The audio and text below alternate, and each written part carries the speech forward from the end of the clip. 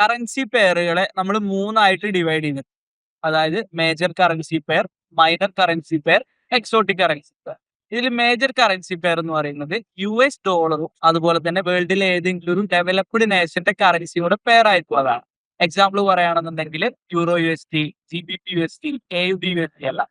Minor currency pair അതായത് വേൾഡിലെ US dollar അല്ലാത്ത വേറെ ഏതെങ്കിലും രണ്ട് ഡെവലപ്ഡ് നേഷൻസിന്റെ കറൻസികൾ തമ്മിൽ പെയർ ആയിട്ടുള്ളതിനെയാണ് നമ്മൾ മൈനർ കറൻസി പെയർ എന്ന് പറയും. എക്സാമ്പിൾ ആയിട്ട് യൂറോ GBP, AUD.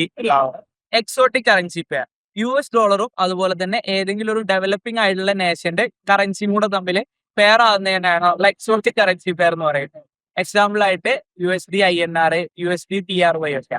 ദെൻ ഇതിൽ നോക്കുന്ന ടൈമിൽ നമ്മൾ മേജർ കറൻസിയിലും മൈനർ കറൻസിയിലും മാത്രമാണ് കൂടുതലായിട്ടും ട്രേഡ് ചെയ്യുന്നത്. കാരണം അതിനാണ് കൂടുതൽ വോളിയം കിട്ടുന്നത്. ഈ എക്സോട്ടിക് കറൻസി പെയർ പൊതുവെ ആളുകൾ അവോയ്ഡ് ചെയ്യാറാണ് പതിവ്. കാരണം വളരെ വോളിയം കുറഞ്ഞ പെയറുകൾ